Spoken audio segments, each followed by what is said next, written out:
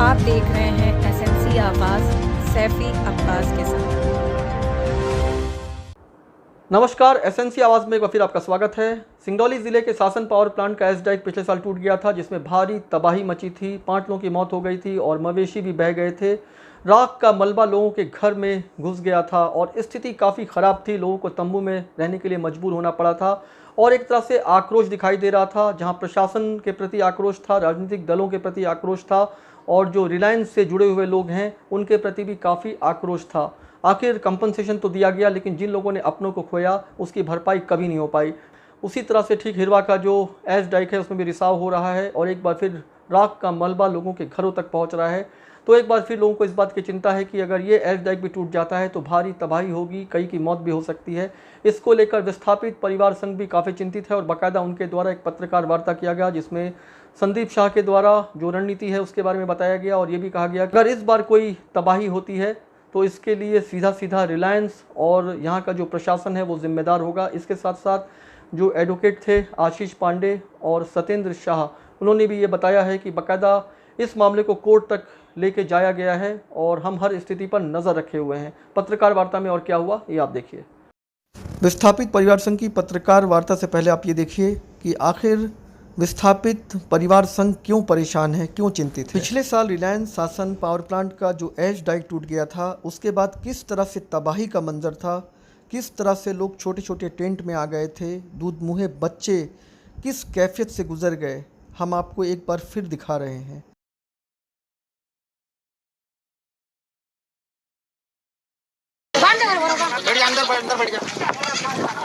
आपके साथ छोटा बच्चा भी है, छोटा बच्चा लेकर तो आपका भी मकान बह गया है। कुल कितने परिवार बाहर है? यहाँ पर कुल कितने परिवार होंगे जिनका मकान बह गया है? यहाँ कुल कितने परिवार होंगे जिनका मकान बह गया है? यहाँ 8 परिवार हैं।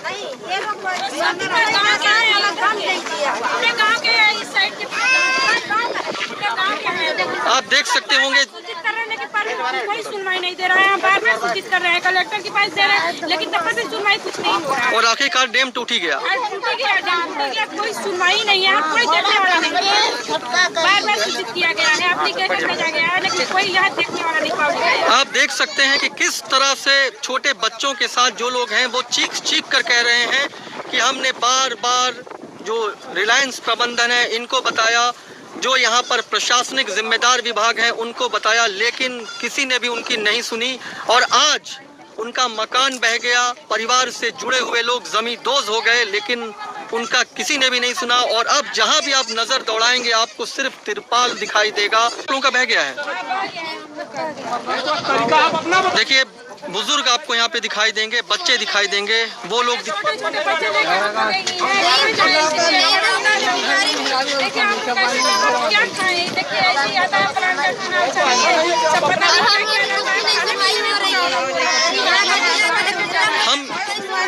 हम यहाँ पर आए तो लोग अपना दर्द बयां करने लगे। एक तरफ कुछ परिवार लाशों के इंतजार में है, वहीं कुछ लोग ऐसे हैं जिनका घर बह गया और वो इस तरह से तिरपाल में चले आए। शासन पावर प्लांट का एस डाइक टूटने पर सिंगरौली विधायक रामलल्लू वैश्य ने जब घटनास्थल का निरीक्षण किया था तो उन्होंने भी कहा था कि रिलायंस के अधिकारी झूठ बोलने के अलावा दूसरा कुछ भी काम नहीं करते हैं। इसके साथ साथ उन्होंने ये भी कहा था कि हिरवा का भी एस डाइक टूट सकता है। आप सुनिए। और हरहवा बांध अलग टूटने वाला है और वो भी टूटने ही वाला है। कहीं कहीं कह सकते हैं कि रिलायंस और शासन प्रशासन ने विस्थापितों को भटकाने का काम किया। शासन तो चाह रहा है कि सही चीज रहे, तो ये रिलायंस वालों की जरूर गड़बड़ी है। झूठ बोलने के अलावा कुछ नहीं करते।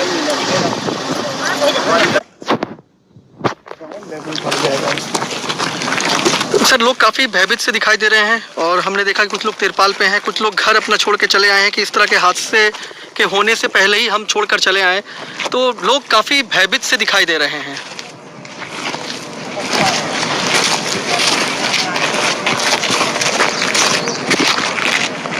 वहाँ पे हमें रिलायंस पावर प्लांट के जिम्मेदार अधिकारी सचिन जी भी दिखाई दिए और हमने उनसे कुछ पूछा भी कि लोग काफ़ी भयभीत हैं और वो आपसे बात करना चाहते हैं, लेकिन उन्होंने हमारी किसी बात का जवाब नहीं दिया, बल्कि वो कैमरे से बचते दिखाई दिए। तो चारों तरफ तिरपाल दिखाई दे रहा होगा। ये वो परिवार हैं जो प्रभावित हैं, जिनका घर डैम में बह के चला गया। और सबसे बड़ी बात यह है कि आपको छोटे बच्चे, दुर्मुहे बच्चे, बुजुर्ग, महिलाएं और ऐसे बुजुर्ग व्यक्ति दिखाई दे रहे होंगे जिनके पास दूसरा कोई रास्ता नहीं है। घर तो बह के चला गया। कई ऐसे परिवार हैं जो प्रभावित हैं और वहीं इनसे जुड़े हुए कुछ लोग हैं जो लाशों के इंतजार में बैठे हुए हैं।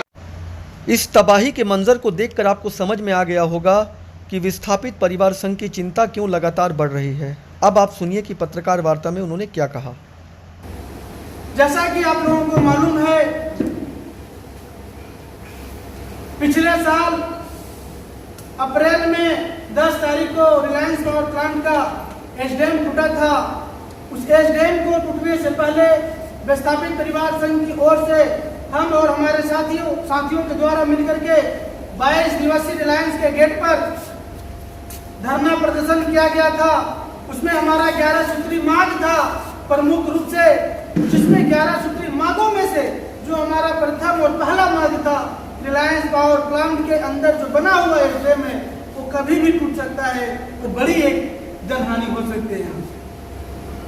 उसके बाद भी जिला कलेक्टर साहब एक टीम बनाए, रिलायंस प्रबंधक के द्वारा एक टीम गठित, रिलायंस के इंजीनियर और जिला प्रशासन के तरफ से तहसीलदार साहब के माध्यम से 5 सदस्यीय टीम बनी। और हम लोगों का धरना जब समाप्त हुआ, एक लिखित में समझौता हुआ।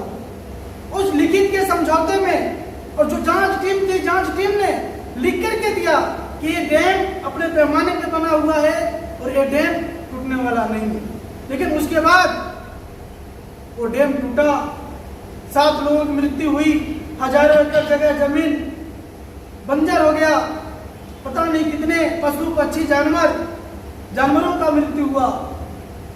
उसके बावजूद भी जिला प्रशासन रिलायंस पावर प्लांट के अधिकारियों के ऊपर, सीईओ के ऊपर कार्रवाई करने के नाम पर सिर्फ खाना पूर्ति करते रहे।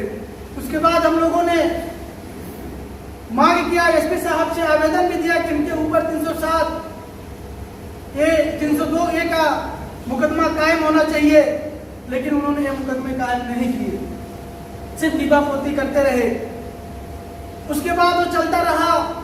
विस्थापितों जो जिनके घर मृत्यु हुई थी, उससे आप लोग वाकिफ भी हैं, उनको मुआवजा राशि के नाम पे मुआवजा राशि नहीं दिया गया, विधायक जी के द्वारा लीपापोती कर दिया गया, जो शासन के द्वारा, प्रबंधक के द्वारा देने को तैयार थे, उसके बावजूद भी लोगों के पास मुआवजा नहीं मिला। उसके बाद जो जगह जमीन, लोगों का जो फसल बर्बाद हुआ था, और डैम को सुधारने के लिए और जो खाली जमीन थी उसको सुधार करने के लिए रिलायंस पावर प्लांट जिला प्रशासन की ओर से 18 करोड़ रुपए उसको पूर्ति करने के लिए दिया गया। लेकिन 18 करोड़ क्या, वहां के जो मूल विस्थापित है, जिनका जगह जमीन घर बर्बाद हुआ था, उनको 18.5 लाख से कम रुपए दिया गया और उसको वहीं से मामले को क्लोज कर दिया। फिर यह सिलसिला लगातार चलता रहा। फिर लॉकडाउन लग गया। चूंकि हम लोग एनजीटी में हाई कोर्ट गए भी, PIL भी दाखिल किए, लेकिन अब जो आने वाले समय में सिंगरौली के लिए जो सबसे बड़ी क्षति होने वाली है, दुर्घटना होने वाला है, उसके हम आप लोगों से वाकिफ होना चाहते हैं और चर्चा करना चाहते हैं। जो रिलायंस पावर प्लांट के अंदर बना हुआ जो डैम टूटा है, वो एक बहुत छोटा सा 15 से 20 एकड़ के बने हुए एरिया में वो डैम था और 7 लोगों की मृत्यु हुई। 250-300 एकड़ जमीन बंजर हो गई और जो मलबा था, राखड़ था, पानी था, वो सब रेहन डैम में चला गया। लेकिन जो रिलायंस पावर प्लांट का एच डैम हरहावा में बना हुआ है, हरहावा में जो एच डैम बना हुआ है, वो 500 से 700 एकड़ खेत में एच डैम बना हुआ है और वो एच डैम टूट गया तो पता न जाने कितने लोगों की मृत्यु होगी, हजारों लोग तबाह हो जाएंगे, हजारों घर बर्बाद हो जाएंगे, हजारों एकड़ जमीनें बंजर हो जाएंगी, पता नहीं कितने जानवर पशु पक्षी मर जाएंगे। लेकिन उससे भी न तो रिलायंस प्रबंधक को, न तो जिला प्रशासन को, न तो इस प्रदेश के सरकार को कोई हम लोग आवाज लगातार विस्थापित भाई, विस्थापित परिवार संघ की ओर से इस आवाज को लगातार उठा रहे हैं, लेकिन किसी के कानों में जू नहीं देंगे। आप में ऊर्जा के साथ रहते हैं, बड़ा मन करके रहते हैं, हम लोग लड़ रहे हैं, जीतेंगे। दूसरी बात, एक सबसे बड़ी और जो समस्या है, लोग इतना भयभीत हो गए हैं विस्थापित भाई, इतना डर गए हैं कि अब धीरे धीरे वो जगह को खाली करने में विचार करें। लोग अब कहीं और अन्य जगह जो सरकारी भूमि उस जमीनों पे कुछ लोग तो घर बना लिए, वहाँ जाकर बसाहट कर रहे हैं। लोगों के अंदर एक खौफ हो गया, डर हो गया। पिछले साल का जो मंजर देखे हैं, जो लोग मरे हैं, उसके बाद से लोगों के अंदर डर हो गया। मैं कुछ ऐड करना चाहता हूँ इसमें। 2019 से लेके 2021 हो गया, ये चौथी घटना टेलर है। 3 घटनाएं हुई 2019 में। फर्स्ट एसआर हुआ, दूसरा हुआ एनटीपीसी का, और तीसरा हुआ रिलायंस का। इन तीनों घटनाओं के बाद रिलायंस कम से कम ऐसी पहल होनी चाहिए थी कि पुनरावृत्ति ना हो। अब हम अगर गौर करें तो देखें, 10 करोड़ रुपए एनटीपीसी, 10 करोड़ रुपए एसआर, 10 करोड़ रुपए रिलायंस, 30 करोड़ सिर्फ एनवायरमेंट रिस्टोरेशन के नाम पे शासन के निर्देशानुसार यहाँ के कलेक्ट्रेट में और यहाँ के कोर्स में जमा कराना था, और ऐसी परिस्थितियां उत्पन्न करानी थी कि दोबारा ऐसी पुनरावृत्ति ना हो। कहाँ के 30 करोड़ रुपए? यही नहीं, माननीय एनजीटी में जो हमारे पूर्व से केसेस चल रहे हैं, 2013 से चल रहे हैं कुछ केसेस, इनमें मैं आपको बताऊं कि 55 करोड़ रुपए की पेनल्टी अधिरोपित की गई है। शासन पे भी, ये सामूहिक पेनल्टी बता रहा हूँ, 55 करोड़ रुपए शासन पे भी, रिलायंस पे भी, एनटीपीसी पे भी, एनसीएल पे भी। इतना पैसा होने के बावजूद आखिर आज तक इन्होंने ऐसा पहल क्यों नहीं किया कि दोबारा ऐसी पुनरावृत्ति ना हो? वो लोग जो तबाही के मंजर से गुजर चुके हों, वो लोग जिन्होंने अपनों को खो दिया हो। एज डाइक बार बार टूट रहा है, चाहे वो रिलायंस का हो, चाहे एनटीपीसी का हो, या दूसरी इंडस्ट्रीज़ का एज डाइक है। टूटता है तो इसका नुकसान तो उन ग्रामीणों को होता है जो उसके आसपास बसे हुए हैं। जब यहाँ पर इंडस्ट्रीज़ आई थी तो लोगों को लगा था कि उन्हें काम मिलेगा और उनके लोगों का कुछ बेहतर होगा, क्षेत्र का विकास होगा। लेकिन लगातार इस एज डाइक के टूटने से जो अपने परिवारों को खो रहे हैं, जो अपनी संपत्ति को खो रहे हैं, वही जानते हैं कि इस थोड़े से कंपनसेशन से भी इसकी भरपाई नहीं हो पाती है। और जिस तरह से हिरवा का एज डाइक फिर टूटने जैसी स्थिति में आ गया है, तो एक बार फिर चिंता की लकीरें साफ दिखाई दे रही हैं। कलेक्टर राजीव रंजन मीणा के द्वारा बाकायदा वहाँ का निरीक्षण तो ज़रूर किया गया है, लेकिन अगर इसे गंभीरता से नहीं लिया गया तो एक बार फिर स्थिति खराब हो सकती है। क्योंकि इससे पहले जो एज डाइक टूटा था, लोगों ने आंदोलन किया था, काफ़ी कुछ लिखा पड़ा था, लोग चिल्लाते रहे, लेकिन उसके बाद भी जिम्मेदार विभाग ने इसकी तरफ ध्यान नहीं दिया और तबाही का मंजर हर किसी ने देखा। खबरों के लिए एसएनसी आवाज़ देखते रहिए। एसएनसी आवाज़ के साथ सैफी अब्बास।